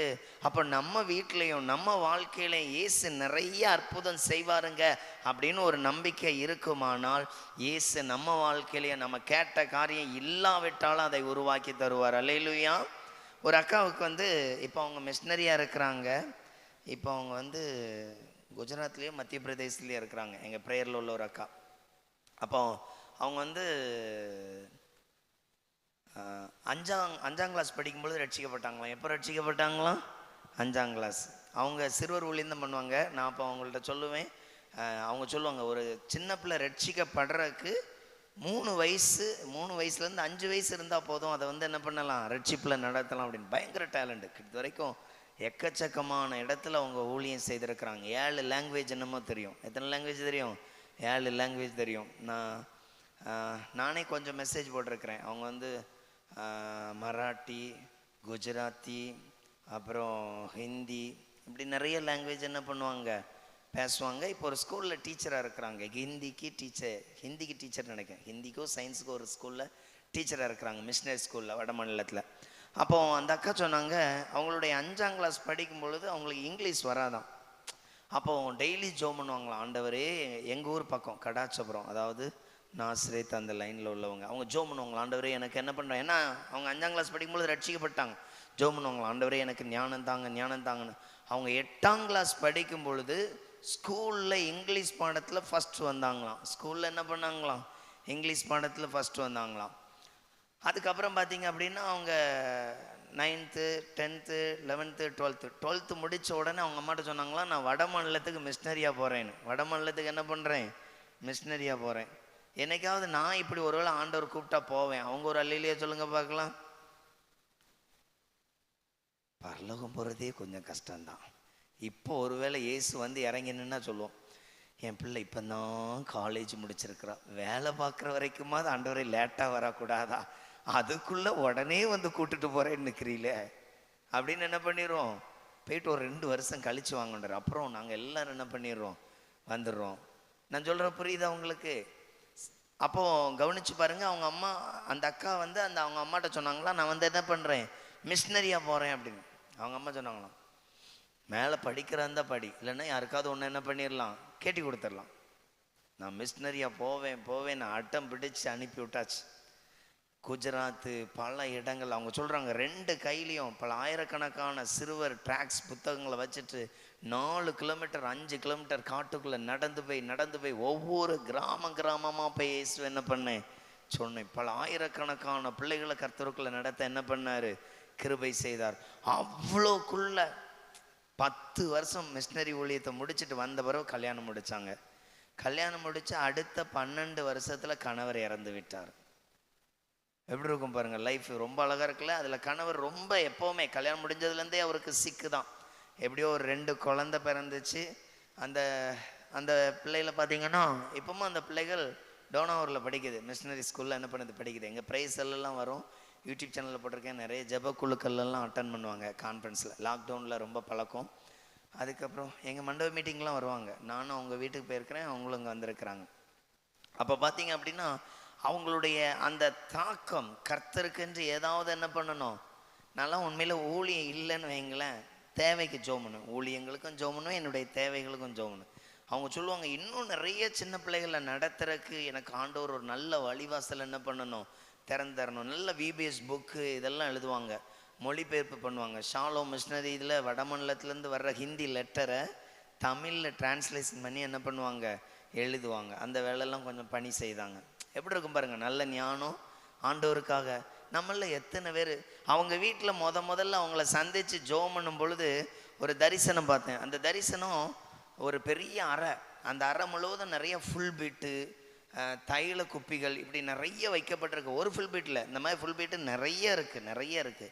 அப்போ ஆண்டவர் சொன்னார், இவ மூலமாக ரட்சிக்கப்பட்டு யாரெல்லாம் ஊழியம் செய்கிறாங்களோ அதை நான் பரலோகத்தில் என்ன பண்ணுவேன், இப்படி ஒரு ஃபுல் பீட்டாக எடுத்து வைப்பேன். எதுக்கு அப்படின்னா, ஒரு நாள் அவள் வரும் பொழுது சொல்லுவேன், இது இன்னும் மாவட்டத்தில் நீ ஊழியம் செய்யும் பொழுது இத்தனை பேர் ரட்சிக்கப்பட்டு இப்படி ஊழியம் செஞ்சாங்க. ஆண்டவர் நினைவுக்கு ஒரு வாரம் இந்த வெளிப்பாடை கேட்டு நான் ரொம்ப அசந்துட்டேன். அப்பா, இப்படியெல்லாம் ஆண்டவர் ஒரு ஆளை வந்து பரலோகத்துக்கு போகும் பொழுது, சரி இப்படியெல்லாம் இருக்குதா பைபிளில் வசனத்தில்?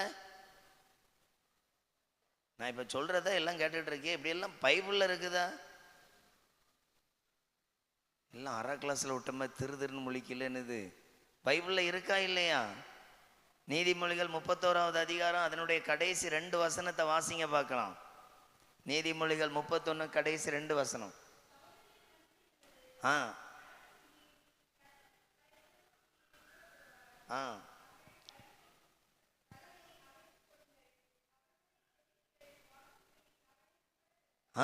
இங்க கர்த்தருக்காக ஒரு ஆள் ஓடி ஊழியம் செய்யும் பொழுது, அந்த பரலோக என்டர்ல போய் நிற்கும் பொழுது அவளை பார்த்து ஆண்டவர் சொல்லுவாங்க, அவளை புகழுங்கப்பா அப்படின்னு. அவள் கைகளின் பலன் அவளுக்கு என்ன பண்ணுங்க, கொடுங்க. நம்மள எத்தனை பேர் இப்படி பரலோகத்தில் போனால் வாங்குவோம்? இந்த வார்த்தை புரியுதா? பரலோகத்துக்கு ஒரு ஆள் ஊழியம் செஞ்சு ஓடி உழைச்சி அங்கே போய் நிற்கும் பொழுது தூதர்கள் எல்லாம் புகழுவாங்களாம். அவள் கைகளின் பலனை என்ன பண்ணுங்க, அவளுக்கு கொடுங்க. நான் சொல்ற புரிஞ்சிச்சா? இந்த மாதிரி ஃபுல் பீட் இதெல்லாம் போட்டு காமிப்பாங்களாம். நீ இன்ன இடத்துல இப்படி ஊழியம் செஞ்ச, இந்த இடத்துல உன்னை துரத்துனாங்கல்ல, அதுக்காகவே நான் உனக்கு இப்படி ஒரு கிஃப்ட் வச்சிருக்கேன், இப்படி எல்லாம் கொடுப்பாராம். யோசித்து பாருங்க, தேவன் வெறுமையாய் பூமியில் வியாதியை நோயின் தீக்கிறவர் மாத்திரமல்லங்க, பரலோகத்தில் ஒரு பெரிய ஆசீர்வாதமே உங்களுக்கு வைத்திருக்கிறார். அது இம்மையிலும் மறுமையிலும் உங்களுக்கு என்ன பண்ணப்படும், கொடுக்கப்படும். அந்த வெளிப்பாடை பார்த்து அசந்துட்டேன். இயேசு எப்படியெல்லாம் ஒரு நபரை அந்த பரலோகத்துக்கு போகும்பொழுது இப்படியெல்லாம் ஆசீர்வதிப்பாரா, இப்படியெல்லாம் நினைவு கூறுவாரா. அந்த அக்காவுக்கு அவ்வளோ பலிபீடம் இருக்கு. அப்படியே என்னையும் கொஞ்சம் நினச்சி பார்த்துக்கிட்டேன், ஆண்டவரே எனக்கு ஏதாவது அங்கே இருக்குமா அப்படின்னு. அப்போ கவுனிங்க எந்த அளவுக்கு. அதனால தான் வாழ்க்கையில் பணம் சம்பாதிக்கிறோமோ சம்பாதிக்கலையோ, சரீரத்தில் பலன் இருக்கோ இல்லையோ, ஆண்டவருக்காக ஓடணும். அல்லேலூயா. அது தாங்க ஒரு நாள் பரலோகத்தில்.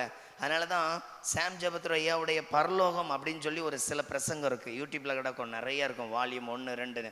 அதில் ஒன்று போட்டிருக்கோம், பரலோகத்தின் அனாதைகள் அப்படின்னு இருக்கும்.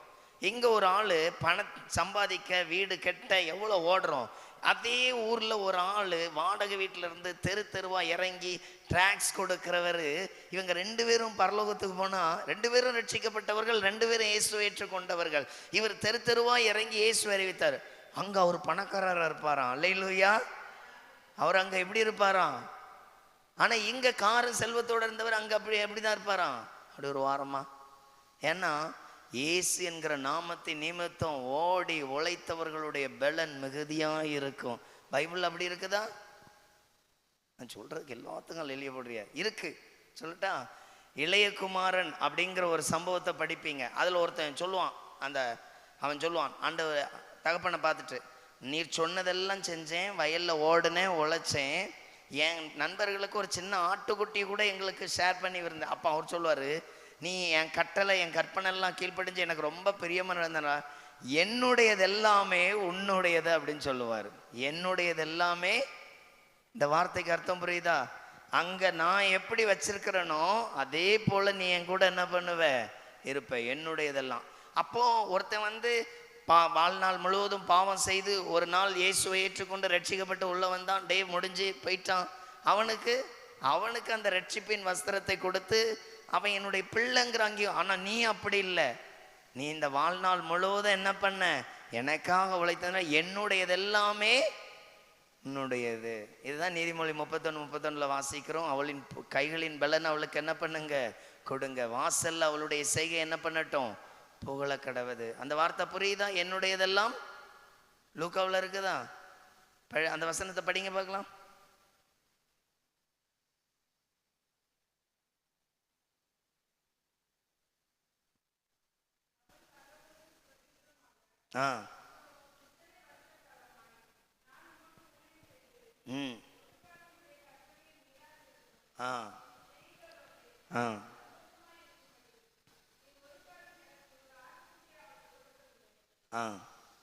அங்க போட்டிருக்குல்ல, அதுக்கு தகப்பன் என்ன பதில் சொல்றாரு?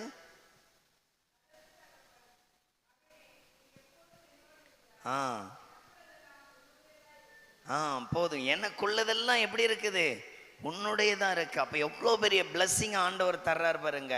அதனால ஒருவேளை சில ஆட்கள் ஓடிக்கிட்டே இருப்பாங்க, ஆண்டவருக்காக ஓடிக்கிட்டே இருப்பாங்க. அவங்கள பார்க்கறதுக்கு தோணும், லைஃப்பை அனுபவிக்க தெரியாதவன், எப்போ பார்த்தாலும் ஜெபம் கூட்டம் ஜெபம்னு ஓடிக்கிட்டே இருக்கிறான். அப்படி சில வேளைகள்ல நம்மை கூட பரியாசம் பண்ணலாங்க.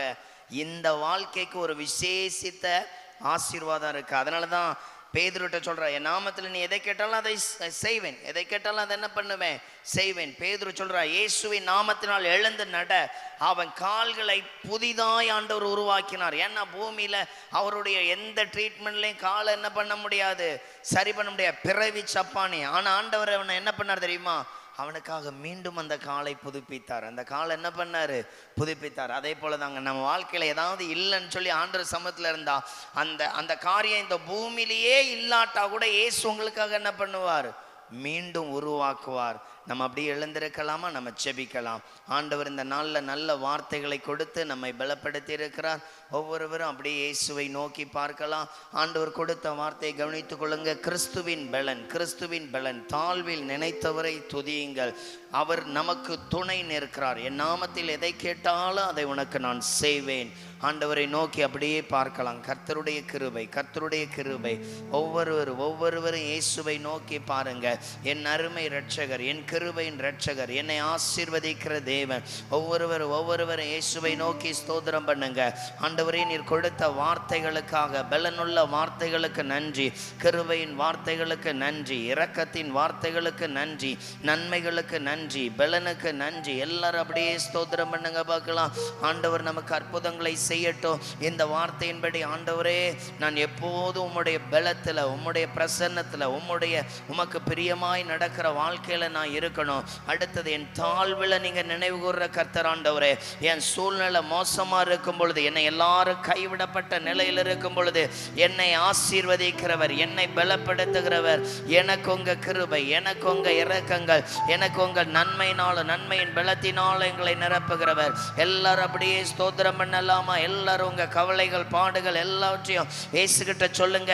உங்க ஆவிக்குரிய வாழ்க்கையில நல்ல ஒரு வளர்ச்சி உண்டாகட்டும். உங்க ஆசீர்வதிக்கப்பட்ட வாழ்க்கை இன்னும் பலனடையட்டும். சொல்லுங்க, இயேசுவே, நீர் எனக்கு துணை நிற்கணும், நீர் எனக்கு நல்ல மனவாளனா இருக்கணும். ஆண்டவரே, உங்க நாமத்துல இன்னைக்கு நான் கேட்கிற காரியத்துல எனக்கு நீர் அற்புதம் செய்வீர், எனக்கு நீர் ஆசீர்வாதத்தை கொடுப்பீர், எனக்கு ஒரு நன்மை குறைவிடாதபடி என்னை பலப்படுத்துவீர். ஆண்டவரே, ஒவ்வொருவரும் அப்படியே இயேசுவை நோக்கி பார்க்கலாமா?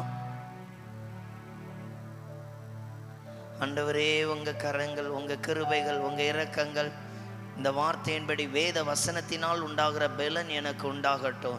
என் வீட்டில் ஒரு நல்ல ஜெப வல்லமை கடந்து வரட்டும். என் வீட்டில் தேவ பிரசன்னத்தின் ஆளுகைகள், பிரசன்னத்தின் வல்லமை, பிரசன்னத்தின் பலன் ஊற்றப்படட்டும். ஒவ்வொருவரும் அப்படியே சொல்லுங்க பார்க்கலாம். ஒரு நாள் நான் உங்கள் சமூகத்துக்கு வந்தால் இப்படியெல்லாம் ஆசீர்வாதம் உண்டாகணுமே, இப்படியெல்லாம் நன்மை உண்டாகணுமே. ஒரு நாள் உங்கள் சமூகத்தில் வரும்பொழுது என்னையும் அழைச்சு, ஆண்டவரே என்னையும் அழைச்சி, தகப்பனே என்னை கட்டிப்பிடிச்சு சொல்லணும், என் பிள்ளை இந்த பூமியில் வாழ்ந்த நாட்கள் எல்லாம் எனக்கு பிரியமாக இருந்தால், நான் விரும்பின காரியத்தெல்லாம் செய்தால், நான் கட்டளையிட்டதெல்லாம் உடனே நிறைவேற்றி முடிக்க ஓடினாள், என் சமூகத்தில் எப்போதும் இருந்தால். எத்தனை பேர் இயேசுவை மனவாளனா வைத்திருக்கிறீங்க? ஒவ்வொருவரும் அப்படியே சோமனுங்க பார்க்கலாம். ஆண்டவரே கிருபை, ஆண்டவரே கிருபை, ஆண்டவரே எனக்கு உங்க கிருபை. நான் உங்க சித்தம் செய்கிற ஒரு பாத்திரமா இருக்கணும். நான் உமக்கு பிரியமாயுன ஒரு பாத்திரமா இருக்கணும். ஒவ்வொருவரும் ஜெபம் பண்ணுங்க. ஆண்டவர் உங்களோட பேச போகிறார். உங்க திருச்சபையில் அநேக காரியங்கள் ஆண்டவர் நன்மை செய்து வந்து கொண்டிருக்கிறார். வளர்ச்சிகளை பார்க்க முடிகிறது. வளர்ச்சிகள் இன்னும் அது பெருகட்டும், இன்னும் அது ஆசீர்வதிக்கப்படட்டும்.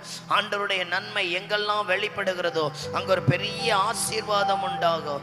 ஆண்டவரை நோக்கி கூப்பிடுங்க. என்னை பலப்படுத்துகிற கிறிஸ்து இயேசுவினால் எல்லாவற்றையும் செய்ய பலன் உண்டு. ஆண்டவர்கிட்ட அந்த பலனுக்காக ஜெபிக்கலாமா? ஜெப வாழ்க்கையில ஒரு நல்ல மாற்றம் உண்டாகணும். ஆவிக்குரிய வாழ்க்கையில வேத வசனத்தின்படி வாழ நல்ல ஒரு முன்னேற்றம் உண்டாகணும்.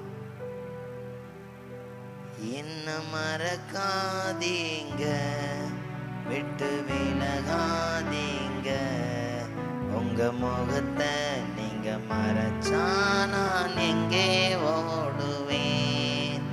என்ன மறக்காதீங்க, விட்டு விலகாதீங்க, உங்க முகத்தை நீங்க மறைச்சா நான் எங்கே ஓடுவேன். எங்கே ஓடுவேன் உம் சமூகத்தை விட்டு, உம்மை விட்டு விட்டு எங்கும் ஓடி ஒளிய முடியுமோ? எங்கே ஓடுவேன் உம் சமூகத்தை விட்டு, எங்கும் ஓடி ஒளிய முடியுமோ? யோனாவை போல நான் அடிதட்டிலே படுக்கை போட்டாலும் விடமாட்டீரே. யோனாவை போல நான் அடிதட்டிலே, எல்லாரும் இயேசுவை பார்த்து கூப்பிடுங்க. கை போட்டாலும் விடமாட்டீரே. ஓடி போனாலும் தேடி வந்தீரே. மீனை கொண்டாகிலும் மீட்டு வந்தீரே. ஓடி போனாலும் தேடி வந்தீரே. மீனை கொண்டாகிலும் மீட்டு வந்தீரே. என்ன மறக்காதீங்க, விட்டு விலகாதீங்க, உங்க நான் எங்கே ஓடுவேன். மறக்காதீங்க, விட்டு விலகாதீங்க, உங்க முகத்தை நீங்க மறைச்சா நான் எங்கே ஓடுவேன். எங்கே ஓடுவேன் உம் சமூகத்தை விட்டு, உம்மை விட்டு விட்டு எங்கும் ஓடி ஒளிய முடியுமோ? எங்கே ஓடுவேன் உம் சமூகத்தை விட்டு, உம்மை விட்டு விட்டு எங்கும் ஓடி ஒளிய முடியுமோ? தனிமையின் பாதையில் தகப்பனை உன் தோளில் சுமந்ததை நான் மறப்பேனோ? சுமந்ததை நான் மறப்பேனோ? தனிமையின் பாதையில் தகப்பனை உன் தோளில். எல்லாரும் உங்க கவலைகள் போராட்டத்தை எல்லாத்தையும் சொல்லி ஜெபம் பண்ணுங்க. சுமந்ததை மறப்பேனோ?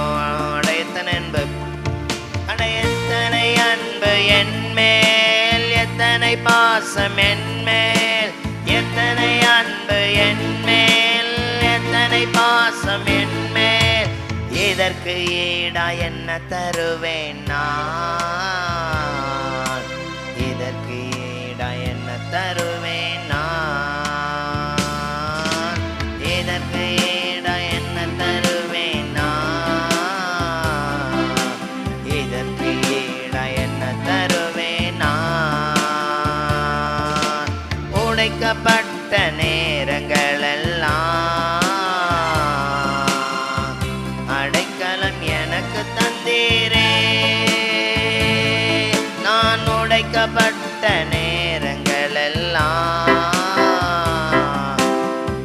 அடைக்கலம் எனக்கு தந்தீரே. தடுமாறும் வேலையில் எல்லாம் தகப்பன் போல சுமந்து சென்றீரே. தடு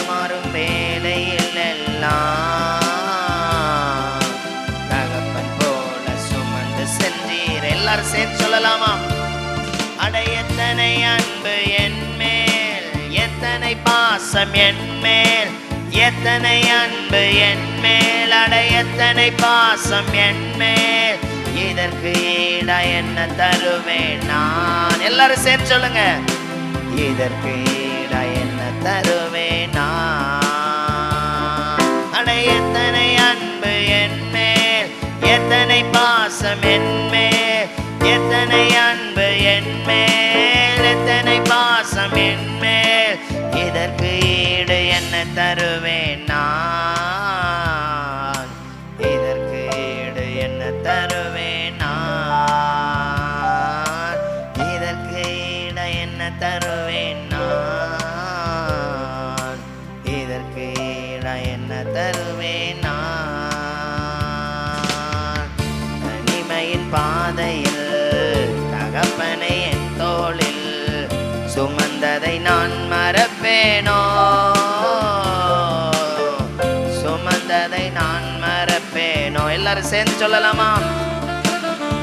தனிமையின் பாதையில் தகப்பனை உம் தோளில் சுமந்ததை நான் மறப்பேனோ?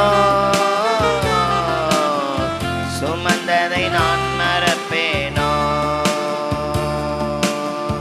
சுமந்ததை நான் மறப்பேனோ? அப்படியே வலது கரங்களை உயர்த்தி ஆண்டவர் வார்த்தை மூலமா என்னோடு பேசினதற்கு நன்றி. என்னையும் ஆசீர்வதித்து இந்த 7வது மாதம் நிறைவான வாரங்களில் கொண்டு வந்திருக்கிறீர். அதற்காக உமக்கு ஸ்தோத்திரம். இன்னும் தொடர்ந்து உங்க கிருபையினால என்னையும் என் பிள்ளைகள் குடும்பங்களை ஆசீர்வதியும். இதோ இந்த திருச்சபைக்காக பிள்ளைகளுக்காக செபிக்கிறேன். ஆண்டவரே, பிள்ளைகள் குடும்பங்கள் எல்லாரையும் ஆசீர்வதிங்க.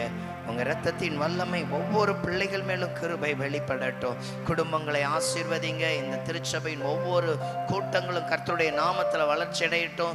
இந்த இடங்கள் காலியா இருக்கிற இடங்களெல்லாம் நிரம்பத்தக்கதான ஆத்துமாவை கொண்டு வர இந்த சபை ஒவ்வொரு செப ஒழுங்கிலும் ஆசீர்வதிக்கப்பட வாழ்த்தி ஒப்பு கொடுக்கிறேன். நான் உன்னை விட்டு விலகுவதும் இல்லை, உன்னை கைவிடுவதும் இல்லை. இந்த வார்த்தை ஒவ்வொரு பிள்ளைகளுக்குள்ளும் விளங்க செய்வீராக. இங்கிருந்து ஊழியர்களை உருவாக்குற ஸ்தலமாய் இந்த ஸ்தலத்தில் நீர் வாசம் செய்கிறீர் என்பதை அநேகர் அறிந்து கொள்ளத்தக்கதாக சபை ஆசீர்வதிப்பீராக. குடும்பங்களை ஆசீர்வதியும், பிள்ளைகளை ஆசீர்வதியும். கர்த்தர் சுகத்தையும் ஆரோக்கியத்தையும் ஒவ்வொரு பிள்ளைகளுக்கும் கட்டளையிடுவீராக. கர்த்தர் சொல்லுகிறார், நான் உன்னோடு இருக்கிறேன் என்பதை விளங்க பண்ணுவேன். எனக்கு பிரியமாய் வாழ உன்னை ஆயத்தப்படுத்து. நான் உன் அப்பத்தையும் உன் தண்ணீரையும் ஆசீர்வதித்து நீ போக்கிலும் மரத்திலும் இடங்கொண்டு பெருகத்தக்கதாக என் கிருபையை உன்னை விட்டு விலகாமலும் என் ஆத்துமா உன்மேல் எப்போதும் இதோ அந்த இரக்கத்தை ஊற்றத்தக்கதாக நான் உன்னோடு இருப்பேன் என்று வாக்கு கொடுக்கிறார். ஆண்டவருடைய கிருபை இரக்கங்கள் பிள்ளைகள் எல்லாரையும் ஆசீர்வதிக்கட்டும். எல்லாருடைய துக்கங்கள் வேதனைகளை மாற்றுவதற்கு நன்றி. இந்த வேலை கர்த்தருடைய நாமத்தில் ஆசீர்வதிக்கப்படட்டும். தொடக்கத்திலிருந்து முடிவறிந்த ஒவ்வொரு பகுதிகளையும் ஆசீர்வதித்ததற்கு நன்றி. அப்பிரோஜனமான வேலைக்காரன் கடமை மாத்திர செய்திருக்கிற எல்லா துதி கன மகிமையுமக்கே செலுத்துகிறோம். இயேசுவின் நாமத்தில் பிதாவே, ஆமென். நான் விடும் சுவாசமே அல்லேலூயா, காலையும் மாலையும் அல்லேலூயா. நான் விடும் சுவாசமே அல்லேலூயா. நான் சோர்ந்து போகும்போது என் பலனாக மாறும்.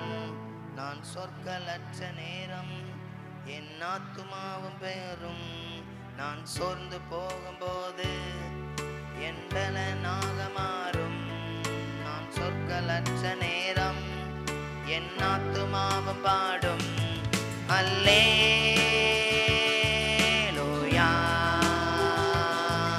அல்லே